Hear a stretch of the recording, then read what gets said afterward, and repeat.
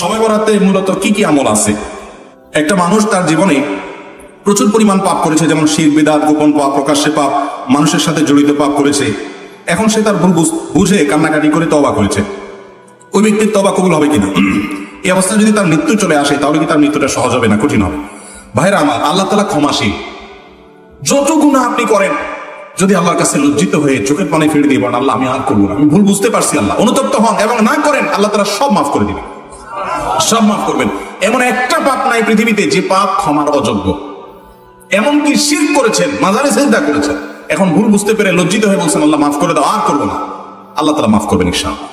আল্লাহ ওয়াদা করেছেন, আল্লাহ বলেছেন তুবু ইলাল্লাহি জামিআন আইয়ুহাল মুমিনুন, হে ঈমানদাররা তোমরা সবাই আল্লাহর কাছে তওবা করে ফিরে আসো। লা তাকনাতু মির রাহমাতিল্লাহ, আল্লাহর রহমত থেকে নিরাশ হয়ো না। ইন্নাল্লাহা ইয়াগফিরুদ দুনুবা জামিআ, আল্লাহ সব গুনাহ মাফ করে দিবেন, কিন্তু ক্ষমা চাইতে হবে। আল্লাহ আমাদেরকে ক্ষমা চাওয়ার তৌফিক দান করুন। সকল গুনাহ আল্লাহ তাআলা মাফ করে দিবেন, কিন্তু বান্দার হক মেরে দিয়েছেন, টাকা নষ্ট করেছেন, মানুষের হক খেয়ে ফেলেছেন, তাহলে সেই গুনাহ কিন্তু আল্লাহ রাব্বুল আলামিন আপনি ওই আল্লাহর কাছে মাপ চাইলে মাফ হবে না। আল্লাহর কাছে মাপ চাইতে হবে, বান্দার হক ফেরত দিতে হবে। সারা জীবন মানুষের পকেট কেটে, মানুষের কলিজা কেটে, রক্ত চুষে, টাকা কামাই করে লাখপতি কোটিপতি হয়ে এবার বুড়া বয়সে মসজিদে, মাদ্রাসায়, মাহফিলে হুজুরদেরকে দান সাদাকা টাকা পয়সা দিয়া চারপাশে এবার হাজী সাহেব গাজী সাহেব ছেড়া মক্কা শরীফ যাই ওমরা করে, হজ করে, দায় রেখা, আপনি লম্বা জুব্বা নিয়া, তসবিহ নিয়া জানামাজে বসে এবার আল্লাহ আল্লাহ হয়ে গেছেন। আর সারা জীবন মানুষের পকেট কাটছেন, জীবন ধ্বংস করছেন, আত্মসাৎ করছেন, ঘুষ খাইছেন, দুর্নীতি করছেন। মনে রাখবেন এই ইবাদত বন্দি গিয়ে সেগুলো কিন্তু কাটাকাটি হবে না, সেগুলো কাটাকাটি হবে না। আমরা অনেকে মনে করি যে আরে জোয়ান বয়সে এগুলো কামাইনি, এর শেষ বয়সে এসে ফেরেশতা সেজে যাবো।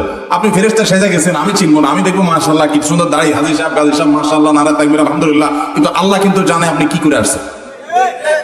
তাহলে কি করতে হবে? যাদের হক মেরেছেন তাদের হক তাদেরকে ফেরত দিতে হবে।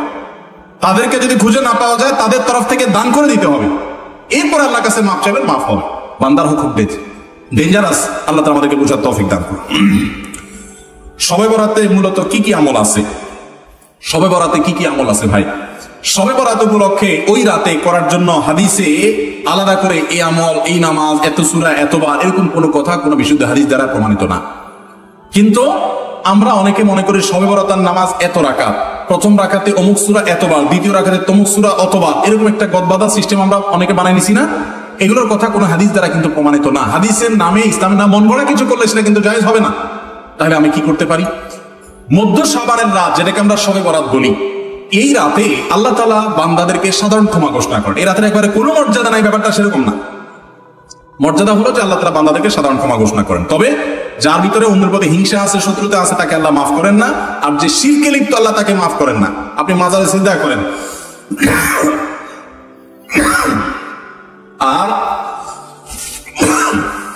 শবে বরাতে সারা রাত মসজিদে সিজদা করতেছেন আর কান্নাকাটি করতেছেন, লাভ নাই, কারণ আপনি শিরকে লিপ্ত। শবে বরাতের সাধারণ ক্ষমা বা মধ্য শাবানের রাতের সাধারণ ক্ষমার মধ্যে আপনি পড়বেন না। এই জন্য শবে বরাতে আল্লাহ তাআলা সাধারণ ক্ষমা যদি আপনি পেতে চান, তাহলে আপনার কি করতে হবে? আপনার নিজেকে শিরক থেকে মুক্ত করতে হবে। শত্রুতা বিদ্বেষ কারোর প্রতি রাখা যাবে না, সবাইকে মাফ করে দিতে হবে। আল্লাহ আমাদেরকে তৌফিক দান করুন।